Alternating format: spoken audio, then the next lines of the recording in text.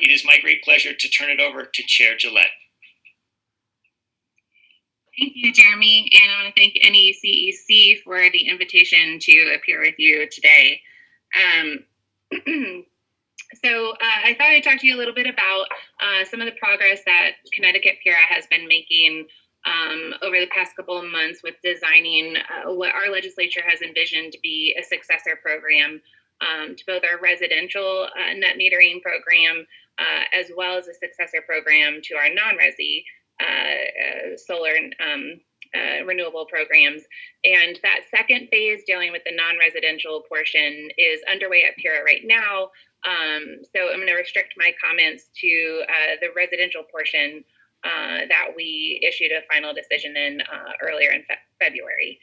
So the best way I can think of to describe how net metering has evolved in Connecticut is to bring it back to the objectives that Connecticut PURA relied on in crafting our successor program. There were 5 of these objectives that we identified early on in the docket, and really I think what drove us to what I feel strongly as a solid result were those objectives, and specifically our ability to find consensus around the first 2 of them. So the first 2 guiding principles that we relied on when designing the successor program were, number 1, that Connecticut needs to work towards the sustained orderly development of our state's solar industry.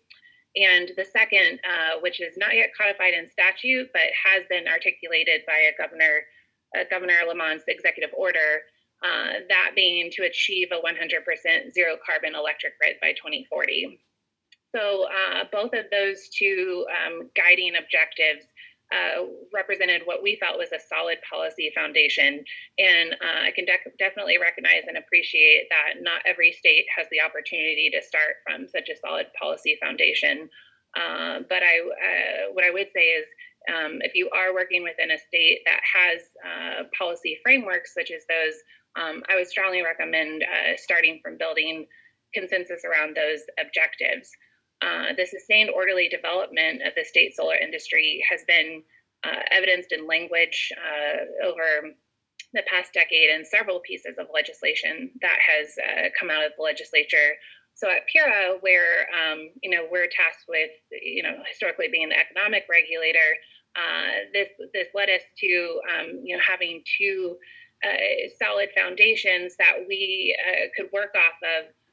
And we interpreted that first objective as directing PURA to design a successor program that sustained the current annual deployment of solar within Connecticut, which is, for context, roughly 50 to 60 megawatts per year. We also thought, because those 2 grounding principles had been so consistently and repeatedly articulated, that it made our jobs a little easier, because we knew from the outset what we were trying to achieve. And having participated in the design of several different programs over my career, whether it was in electric vehicle space or storage or now in solar, I can definitely appreciate that having a megawatt target or an end goal in mind makes the regulator's job easier, because at that point we're just designing what could be the most cost-effective program to achieve that end result. So moving off of those first 2 objectives, we identified 3 additional ones in conjunction with our stakeholders. The third objective was that we wanted to keep in mind ratepayer costs.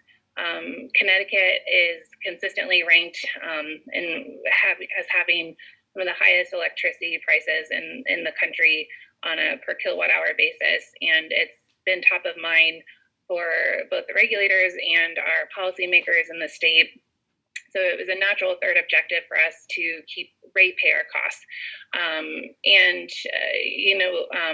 The key, I think, from our perspective was traditional net metering tied to the retail rate didn't provide the flexibility that or accountability that I think our state was hungering for, and specifically that tying the net metering rate to the retail rate didn't allow us to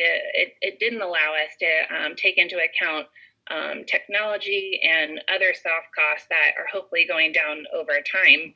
And conversely, it didn't allow us to take into account any impacts or decreases in the ITC either. That's how we kind of reflected on that third objective about keeping ratepayer costs in mind. This may be unique. Actually, I think it is unique to Connecticut, although I'm sure other states may follow. Our legislation required us to identify two separate options when designing the successor program. The first being a netting tariff, which is really traditional net metering, and the second being a buy-all tariff, which is essentially a feed-in tariff. Harkening back to that third objective with ratepayer costs and how that factored into those two tariff designs is something I'll touch on in just another minute. But to close out the discussion about our objectives, which guided our design of the successor program, our fourth one was to simplify the program that was the successor to net metering, which we viewed as providing consumer protections or participant protections, and the fifth being inclusivity. So for that fourth objective, and this again gets back to the flexibility that I think we at PURA were striving for, this flexible program design to accommodate the customer of the future, we viewed as providing customer protections, maybe not so much in the traditional sense, although we did have several provisions in our successor program that focused on customer disclosure forms and other forms of traditional customer protection. But we viewed this, kind of flipped it on its head and said, well, what about the customer of the future? Combining with the first two objectives, where we're designing towards 100% zero carbon grid of the future, and where our state has goals around beneficial electrification, how do we accommodate that in the successor program design? And what we came up with was what I hope will be a successful provision that allows the program, the resources to be oversized to meet customer load of the future. So if a customer thinks that they're going to electrify their heat source or add up to 2 electric vehicles, we've built in some components into the successor program that accommodate the customer of the future, which we viewed again as protecting that customer. And then the fifth, but certainly not the least of our objectives, was inclusivity, and more specifically ensuring equitable access for all ratepayers to this program. And we approached this in two ways in designing the successor program. The first, we adopted a similar approach to other states where we incorporated adders and things of that nature. But the second, which I think is unique, although I hope others follow, is the inclusion of the ability for payments under the program to be paid to a new party instead of the off-taker having to make those payments. So specifically here, trying to address or mitigate the perceived financial risk that sellers might see, and hopefully thereby open the market even further. And as the program evolves and we have these two tariff designs, I think we're really particularly interested to monitor whether the buy-all tariff or the netting tariff prove to be more flexible and encouraging of the fifth program design of inclusivity. So again, we have those 5 program objectives, and working from there, we built up to a successor program that ultimately we hope will continue to spur 50 to 60 megawatts of solar to be located in the state, and work towards our zero carbon goals, and just be more equitable and accessible to all different customer types. And we're really excited about it. There's still, like I said, we're in the second phase now, designing for the non-residential programs. But we've got this solid program design up and running. We've worked through the details, and it will be effective starting January 1 of 2022. So since we've had the benefit of looking to our neighbor states and designing some of our tracks around equitable modern grid, I think what we're hoping for here is to be able to lead the way in designing a successor program and show that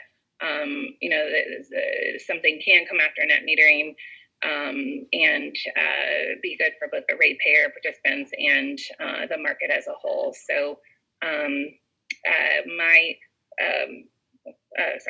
one of my senior staff members, Josh Ryer, is on the phone, and we'll be sticking around for the panel. So if there are detailed questions about how the program design evolved or how we see it playing out, we're happy to defer to him. So Jeremy, thank you again for having me, and I think that kind of concludes my opening remarks.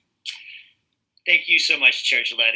Great to get the overview, and we will be glad to ask Josh the detailed questions. One question for you before I let you go. I know you have a hearing in 10 minutes. How will you know, sort of, what are the checkpoints for monitoring the success of the program after it kicks off in January?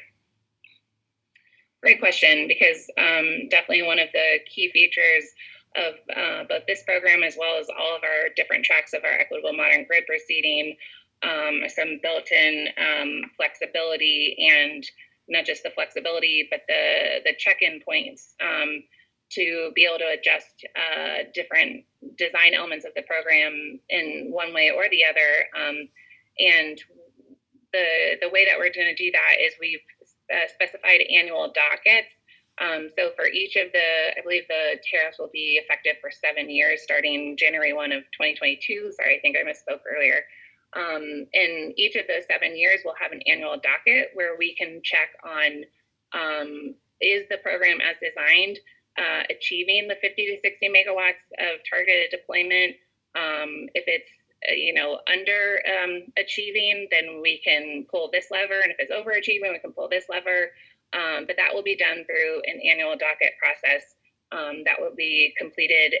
I think we've even outlined the timeline for that docket in our decision, so that the developer community has some certainty around when they'll know the pricing elements each year. Terrific. Well, again, thank you so much for spending some time with us this morning. We appreciate it, and we'll talk to you soon. Thank you for having me.